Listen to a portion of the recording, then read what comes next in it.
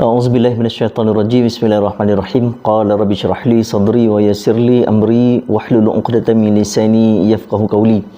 Allahumma iftah 'alaina hikmataka wa anshur 'alaina min khazaini rahmatika ya arhamar rahimin. Rabbi yassir wa la tu'aththir.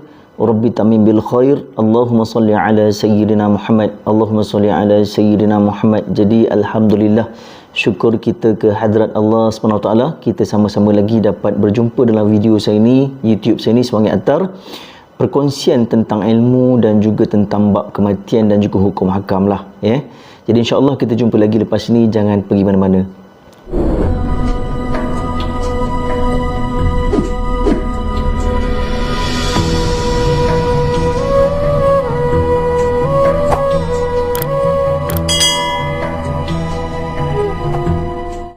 Assalamualaikum warahmatullahi wabarakatuh. Kembali semula ke dalam channel saya ni, ya, Semangat Atar. Jadi insya-Allah hari ni kita kupas berkaitan dengan apa dia?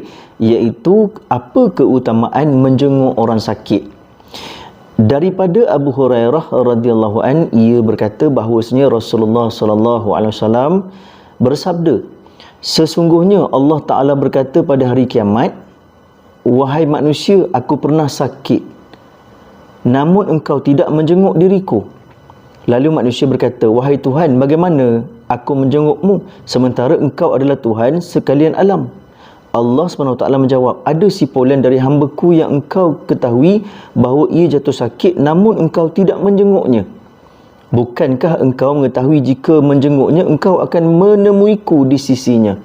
Jadi dalam satu hadis, iaitu riwayat Abu Hurairah radhiyallahu anhu, sesungguhnya pada hari kiamat esok Allah Ta'ala ni akan berkata-kata kepada seseorang individu tadi, iaitu wahai si fulan bin si fulan, dulu aku sakit tapi kamu tak jenguk aku. Jadi kita akan jawab balik, wahai Tuhan, macam mana kamu Tuhan tapi kenapa tiba-tiba kamu sakit?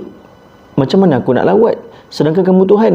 Lalu pada ketika itu, sesungguhnya itu adalah orang yang bila mana kita dengar dia sakit, kita tahu dia sakit, tapi kita tak pernah melawat dia. Macam tu sekali Allah Ta'ala akan marah kita ataupun hamun kita di akhirat esok. Sebab apa?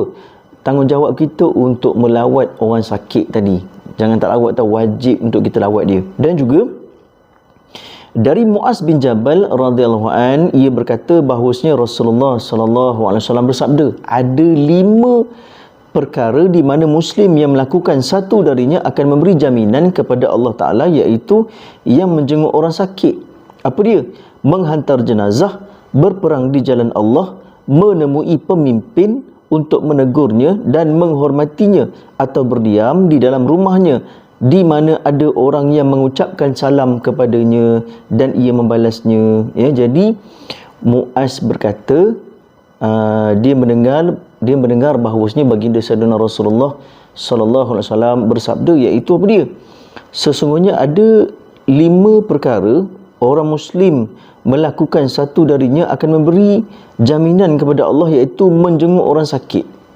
Pertama, menjenguk orang sakit, menghantar jenazah, berperang di jalan Allah SWT, menemui pemimpin untuk menegurnya dan menghormatinya, atau berdiam di dalam rumahnya di mana ada orang yang mengucapkan salam kepadanya dan ia membalasnya. Jadi 5 perkara Allah Ta'ala akan bagi kebaikan kepada mereka yang buat 5 perkara tadi. Ya, apa dia? Dari Abu Hurairah radhiyallahu anhu, ia berkata bahawasanya baginda Sayyidina Rasulullah sallallahu alaihi wasallam bersabda, Riyadhus Salihin 3/34, ini dikupas dalam kitab hadis sahih yang diriwayatkan oleh Muslim 2569, kitab berbuat baik, silaturahim dan adab. Dan juga hadis sahih yang diriwayatkan oleh Ahmad 21588 dan dinyatakan sahih oleh Albani di dalam Sahih Al-Jamu' 3253. Siapa di antara kamu yang hari ini berpuasa? Abu Bakar berkata, saya. Rasulullah sallallahu alaihi wasallam bertanya lagi, siapa di antara kamu yang hari ini memberi makan orang miskin? Abu Bakar berkata, saya. Lalu Rasulullah sallallahu alaihi wasallam bertanya lagi, siapa di antara kamu yang ikut menghantar jenazah hari ini? Abu Bakar menjawab, saya lagi. Setelah itu Rasulullah bertanya, siapa di antara kamu yang menjenguk orang sakit hari ini? Jadi Abu Bakar berkata, saya. Kemudian Rasulullah sallallahu alaihi wasallam berkata, tidaklah seluruh amal perbuatan ini dilakukan oleh seseorang di suatu hari melainkan ia akan masuk syurga. Tengok. Jadi dalam hadis ni dia beritahu bahawasanya pada hari ni Rasulullah sallallahu alaihi wasallam bertanya kepada para sahabat, siapa berpuasa pada hari ni? Jadi Abu Bakar menjawab, saya, ya. Dan siapa yang membagi makan orang miskin? Jawab dia, saya juga. Dan siapa di antara kamu yang ikut jenazah pergi ke kubur? Saya juga, kata Abu Bakar. Dan setelah itu, siapa yang menjenguk orang sakit? Tanya Rasulullah kepada semua sahabat. Jadi Abu Bakar menjawab, aku. Jadi jawapannya, menjenguk orang sakit ni pahala dia sangat besar, tuan-tuan dan perempuan yang dirahmati Allah, juga dicintai oleh Rasulullah sallallahu alaihi wasallam. Kita ni jangan cuai, jangan culas untuk kita menjenguk orang sakit, sebab menjenguk orang sakit ni diutamakan oleh Rasulullah sallallahu alaihi wasallam. Sebab tu saya sendirilah, kan, seorang kawan saya ditimpa musibah oleh Allah Taala, terkena penyakit. Penyakit apa? Penyakit ni saya tak boleh nak ceritakan di sini sebabnya ia amat mengaibkan bagi dia dan takut memalukan ahli keluarga dia. Jadi saya selalu lawati dia, jenguk dia dan bagi kata-kata perangsang kepada dia, kata-kata semangat kepada dia supaya dia rasa dia tu dihargai dan seronok rasa. Sebab tu tuan-tuan dan perempuan, bila kita lawat orang sakit ni, walaupun kita rasa macam dia dah tak ada harapan untuk sembuh, jadi sebenarnya bila kita lawat dia, kita memberi lagi harapan kepada dia dan dia beranggapan bahawasanya ada lagi untuk sembuh sebenarnya. Jadi itu pun dikira sebagai pahala, tuan-tuan dan perempuan yang dirahmati Allah Ta'ala sekalian. Dan kita sambung balik, iaitu dari Abu Hurairah radhiyallahu anhu, ia berkata bahawasanya Rasulullah sallallahu alaihi wasallam bersabda, apa dia? Barang siapa yang menjenguk orang sakit, maka penyeru dari langit memanggilnya, engkau telah beruntung dan akan mendapat syurga. Penyeru dari langit akan beritahu perkara tersebut. Dari Ali radhiyallahu anhu, ia berkata, saya mendengar Rasulullah sallallahu alaihi wasallam bersabda, setiap muslim yang menjenguk sesama muslim pada waktu pagi.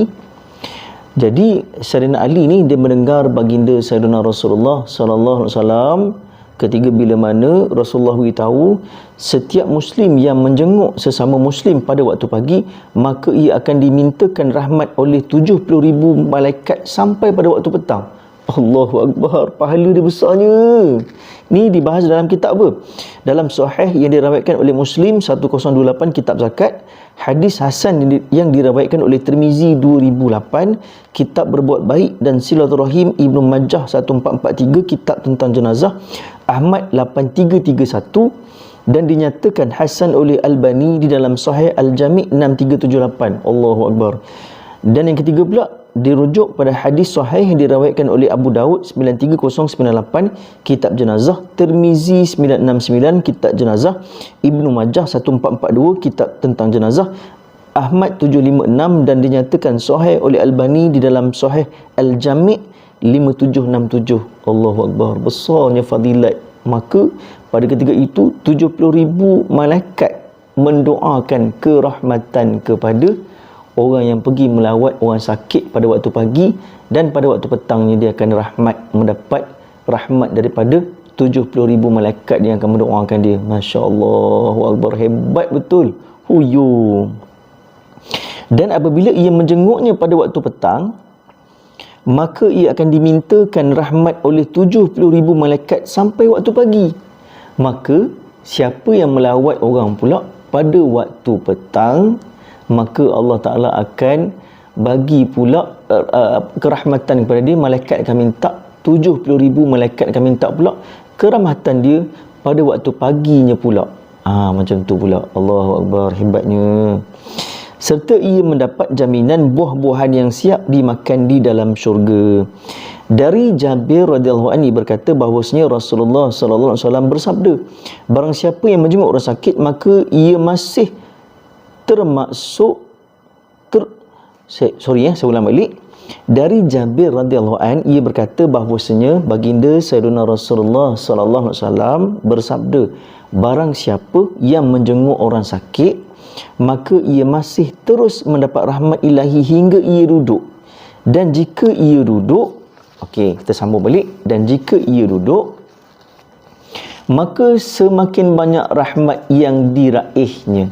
Maka semakin banyak yang diraihnya. Jadi saya ulang balik ni poin penting ni, dengar ni poin penting. Bila mana ketiga Sayyidina Ali radhiyallahu anhu, Sayyidina Ali radhiyallahu anhu, dia mendengar baginda Sayyidina Rasulullah sallallahu alaihi wasallam beritahu, sesiapa yang menjenguk orang sakit pada waktu pagi, maka 70,000 malaikat akan mendoakan kerahmatan kepada dia pada waktu petang. Dan jika sekiranya dia melawat orang pada waktu petang, orang sakit, maka 70,000 malaikat tadi akan mendoakan kerahmatan dia pada waktu pagi. Allahu Akbar, Masya Allah, sonoknya.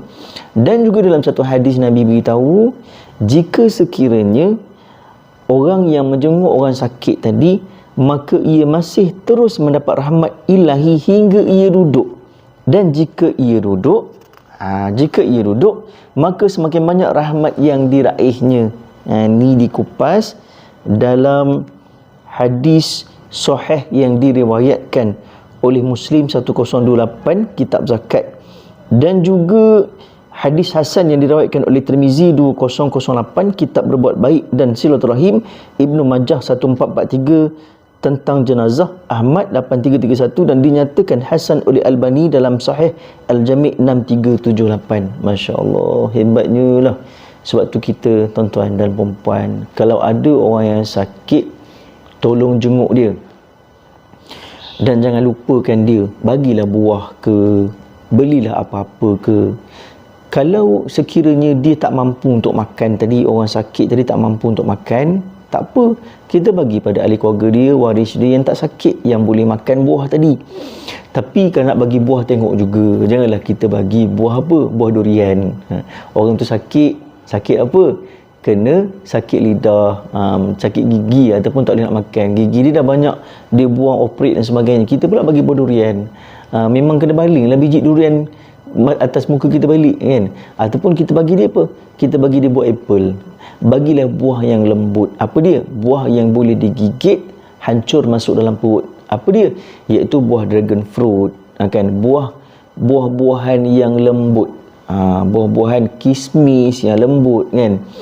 Dan juga tuan-tuan dan perempuan yang dirahmati Allah Ta'ala sekalian, kita sebagai orang Islam ni tak boleh tidak, memang kita kena alert pada tetamu-tetamu, pada jiran-jiran kita, pada satu taman mana yang sakit ataupun mana yang memerlukan bantuan daripada kita, kena tolong, ya.